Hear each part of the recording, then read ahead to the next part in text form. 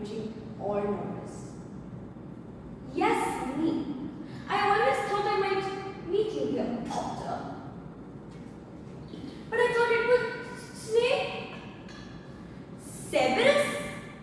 He does look suspicious, doesn't he? He was very useful, flying around like a bat, with anyone who would ever suspect the poor, nervous Professor Quirrell. But Harry felt stunned. This couldn't be true. But Snape tried to kill me.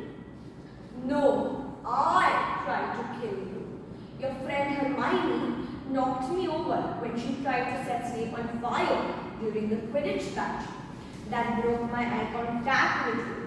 If Snape hadn't been marking your counterpose to protect you, you would have fallen off your broom. Snape was trying to save me? Of course. That's why he wanted to referee your next match.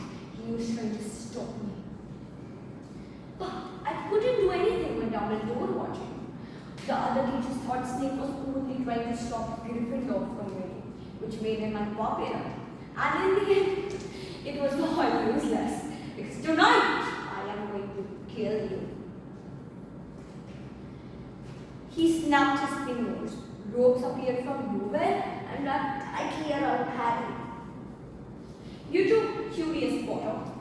You were sneaking around the school on Halloween. I thought you might have seen me coming to look at what was guarding the stone. You let the troll in? Of course, I am very good with trolls. Unfortunately, while everyone else was distracted, Snape went straight to the third floor because he already suspected me. And my troll failed to kill you.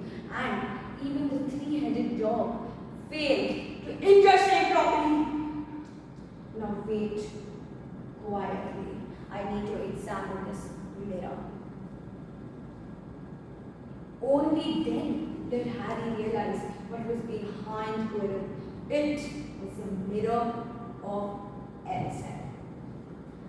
The mirror is the key to finding the stone. Dumbledore is clever, but he is in London now, and I'll be long gone before he returns. Harry knew he had to keep Quirrell talking. I saw you and Snape in the forest.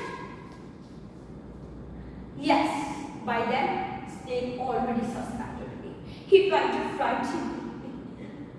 But it didn't work. Not when I had the whirling mark on my side. Quirrell stepped in front of me and stared at it eagerly. I see the stone. I'm giving it to my master. But where is it? Where is it? Where is it? Now my second piece, which is the poem. There was a naughty boy. Naughty boy was he. He would not stop at home. He could not quietly.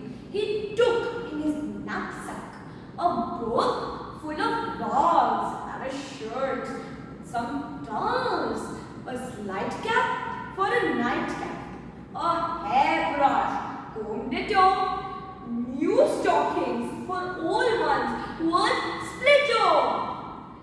This knapsack, he turns back. He riveted close and followed his nose to the north, and followed his nose to the north. There was a naughty boy, and a naughty boy was he, for nothing would he do but scribble poetry.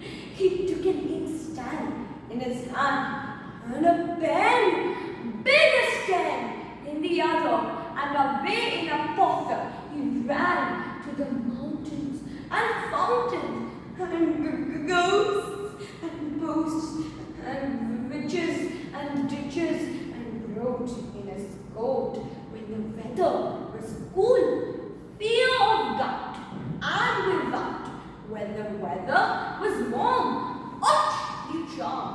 When we choose to follow one's nose to the north, and follow one's nose to the north. Then boy, the naughty boy was he kept little fishes in Washington's tree in spite of the might of the maid. More afraid of his granny good, he often would early get up early and go by hook or crook to the brook and bring home miller's thumb, tittle that, not over fat, minnow small, as they stall, off a glove, not above the size of a nice little baby's little fingers. Oh, he made, 'twas a strange, a fish, a pretty kettle, oh kettle, a kettle, a fish, a pretty kettle, a kettle. There was a naughty boy, and the naughty boy was he ran away to Scotland. The people thought to see. There he found that the ground was as hard, that a yard was as long, that a song was as merry, that a cherry was as red, that leaf. So he stood in his shoes and he'd wondered. He stood in his shoes and he'd wondered. Now, my next task, which is expressive reading.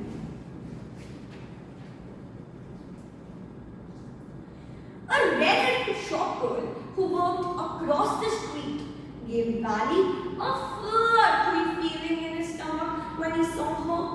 But the general idea of jamminess was foreign to him. The tea salon, with its fine china and sumptuous furnishings, suddenly seemed too grown up. Valley found himself wishing they were in the lolly shop instead, where they could watch the confectioner smack and slap the oozing hot sugar into humbugs and raspberry drops.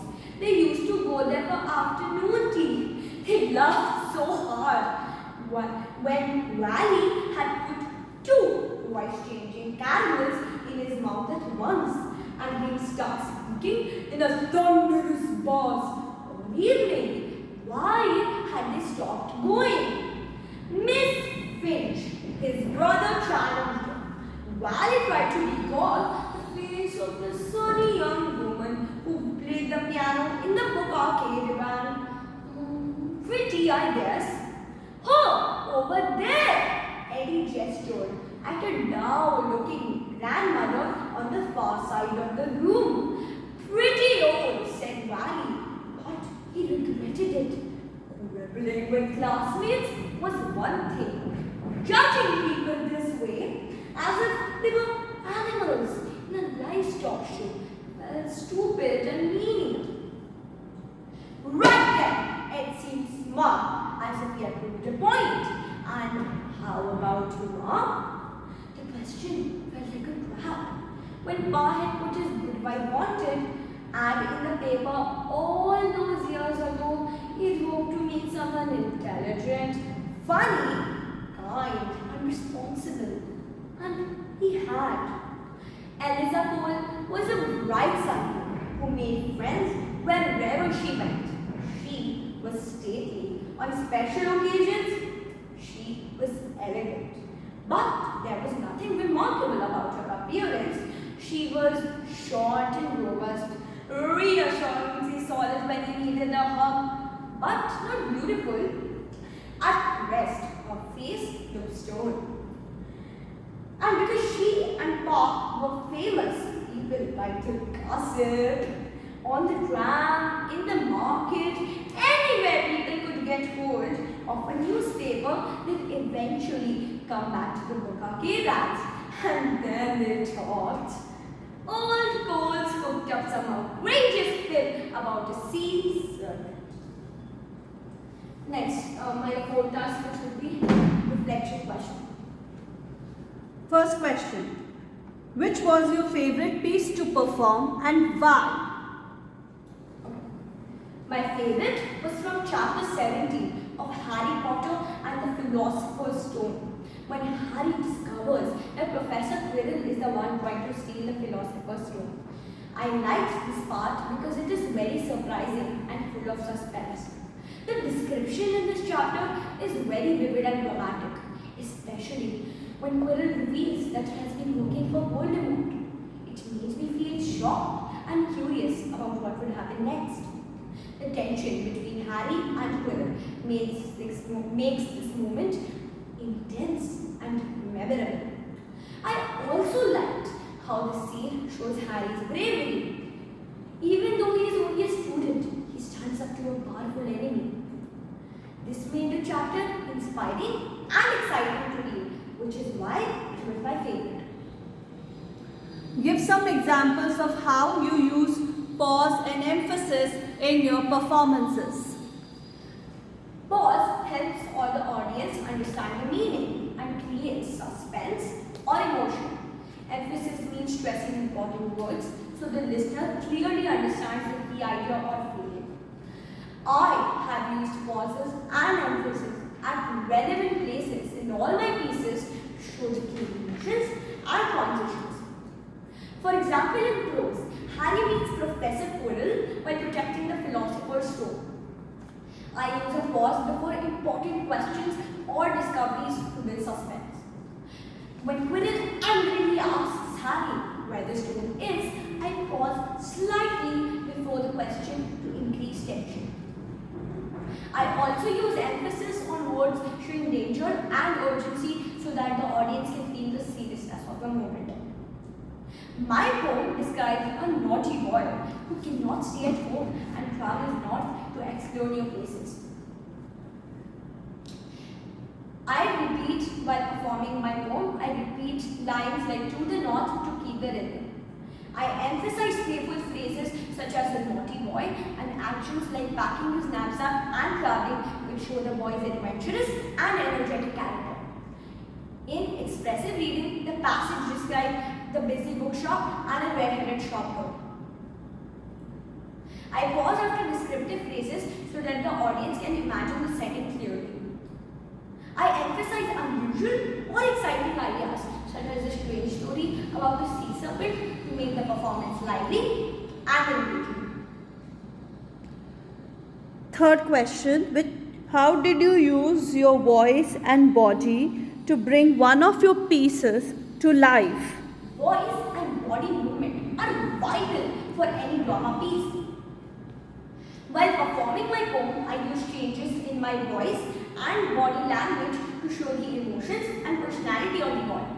For example, in the first stanza, there was a naughty boy was he. I used a playful and lively tone to match the mischievous mood of the lines. I kept my bass energetic to show how the boy is always moving and full of life. When the poem describes a boy doing many things, like carrying an inkstand in his hand and a pen big as 10, I emphasized those words by using stronger voice and gestures to show how excited and determined the boy is. I paused after long lists of actions so that the audience could imagine the scene more vividly. My facial expressions, eye contact, and hand gestures helped me show the playful, curious, and adventurous mood of the poem. By changing my voice tone, soft for thoughtful parts and energetic for lively parts, and using body movements that matched the actions in the poem, I was able to bring the text to life and engage the audience more clearly. Thank you.